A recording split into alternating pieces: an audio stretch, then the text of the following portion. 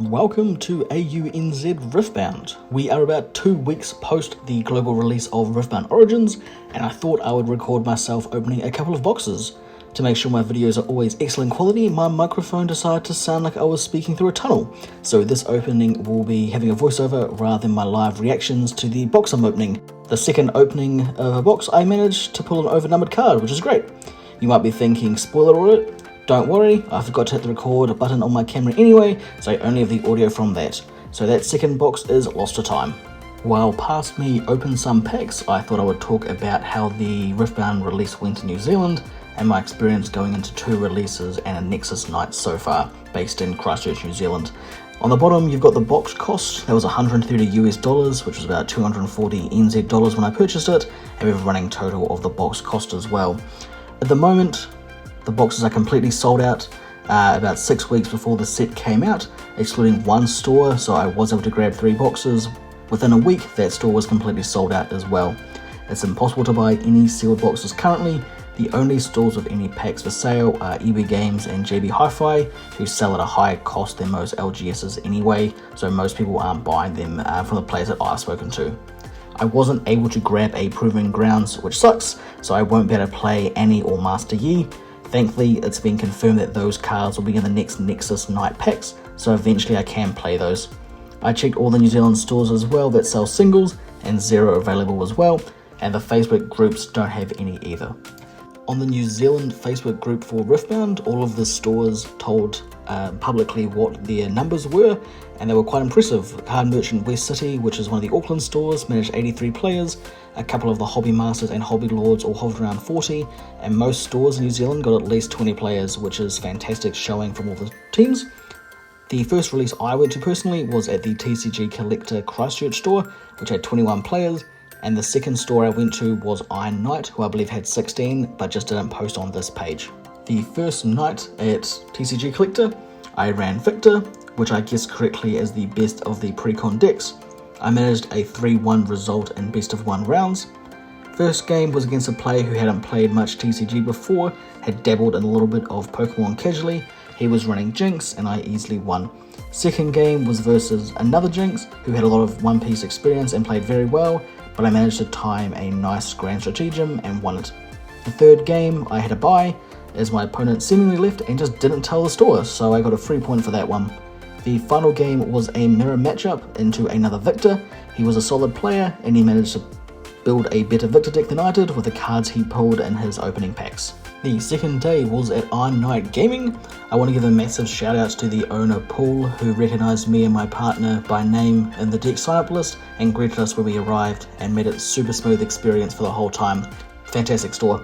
I ran Lee Sin, which unfortunately was the worst deck from what I saw. My partner ran Jinx, so I had all 3 of them. It was a best of 3 with 3 rounds. My first round I versed a Jinx, who basically consistently outdrew me and I lost. I nearly pulled it back with a few low mic creatures in the second game, but his vibe basically one hit killed my high mic creature. Game was over, never could come back. Second game was against a Jinx again. Was a much closer game and I managed to end with a win in the end. The final games, as you guess, were also against Jinx. My first 2 games were super quick against this opponent. I drew terribly one game, he drew terribly the second game. Nothing eventful happened. The last game was a good game. I managed to get a buffed Poro lineup, which held for ages, and I had a Yugo at the end to gank between the battlefield for the final point, so I got a 2-1 result in the 3 games. Talking about what's on screen again, past me is now opened a Sprite Mother and a Darius, which were both must-haves in my Kaiser deck, which is my main deck I'm running currently. I haven't been able to source any Master Yi cards to build that deck, and it looks like that Master Yi deck with the Dazzling Aurora is what's being prominently played in New Zealand, at least in Christchurch, and it seems to be doing much stronger than the Kaiser decks we've seen in the Chinese meta previously. The 2,000 player Shanghai tournament deck split with 30% Kaiser, 23% Master Yi and 9% Victor is very similar to what we're seeing in the Christchurch meta so far. Based on a winner box tournament and a Nexus night, we're seeing a lot of Kaiser and a lot of Master Yi. The lists in Kaiser are very similar to what was run in the Shanghai tournament, but most players aren't running the Time Warp card. They seem to be very expensive in New Zealand and quite hard to get, so no one seems to be running them yet. The Master Yi list isn't very similar to the Shanghai second place list. It's much more aggressive with Dazzling Aurora and running multiple copies of the Dead Bloom Predator to get those big early hitters, and then they just dead draw without it. And the last two nights of tournaments, the Master Yi list has won twice, with Kaiser sort of coming in second and third place most other times, and the winner box won with the Master Yi aggressive Dazzling Aurora build. Victor is a very good deck so far in the meta in my region. It seems to be a lot of people's first deck that they're building based on the precon and then upgrading it with additional grand stratagems and a lot of additional recruit building. This seems very good against Master Yi because it simply can't keep up with that amount of individual units as opposed to like one big unit or a couple of spells from the Kaiser. So the Victor lists have actually been placing third place or similar in the last couple of events as well.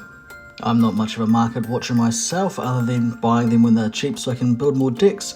Looking at the market as well, over the last couple of weeks since it came out, no massive surprises.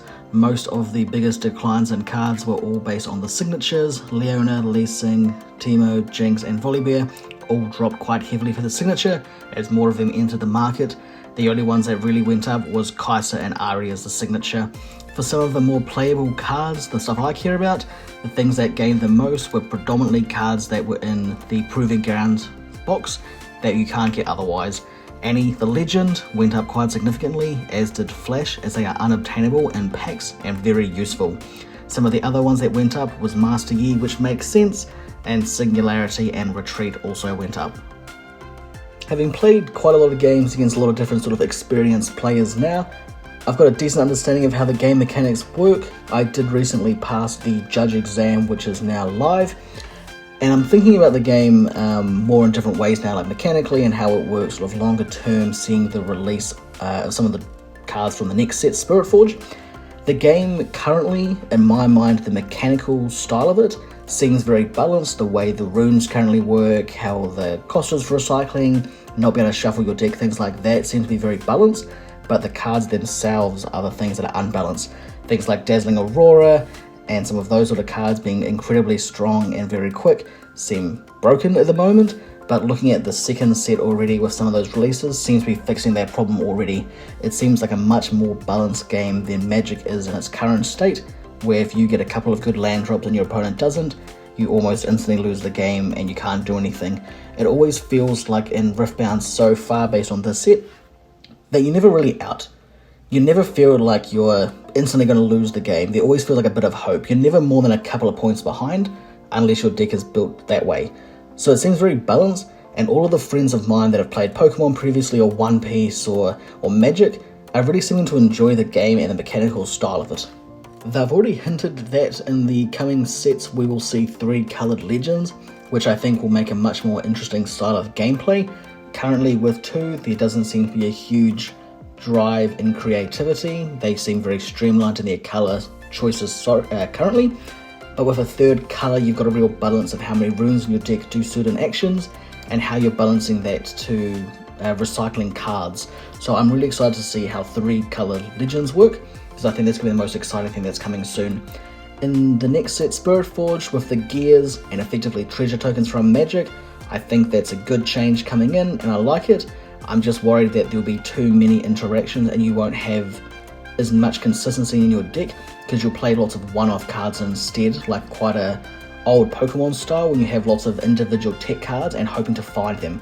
The difference in Pokemon is there's so much searching mechanics, like discard one to search for a equipment for example, that it was quite easy to do that. Currently there is no searching mechanics and actually quite little draw in general. If you discard a card at the start, or you recycle a card in your mulligan, it's very unlikely you'll see that card back again. So I think that's the biggest risk, is running all of these single tech cards. You have to almost build a perfect sideboard to make sure you can actually get those cards against the decks that you're versing. I think it's very exciting with many new legends being viable in the coming sets, and even now we're seeing more legends like Annie and Set becoming good. I think it's great for diversity, but it makes it very hard to balance the meta. Returning back to the previous version of me opening this box, you can see that I have in fact broken even, which is fantastic. We hate losing money on boxes and not just buying singles, so being able to actually break even on the box was fantastic. This is prices that are current as of yesterday, the 15th of November, so this is a very recent price for it. The prices being sold in New Zealand are very flexible, let's say. They're up and down all over, and people are making deals for trades mostly at the moment, and I expect to see over the next couple of weeks the market stabilise in New Zealand, and even more so in December when the next wave comes in. As Past Me wraps this box opening up, I just want to say thank you everyone for the support so far. Getting quite a few views on my last video was definitely a surprise. You don't normally expect to see that many views on a new channel, so thank you again. I just want to say that in the coming weeks I've got lots more Riftbound content coming up. As I'm a judge now, I'll have hopefully lots of interesting perspectives and tournaments coming up. I'm also doing a video where I'm talking about the new Spirit Forge cards that have been released, how I think they might impact the meta, and any pricing that I can think of as well. So once again, thank you once again for watching my video. This has been AUNZ Riftbound. See you next time.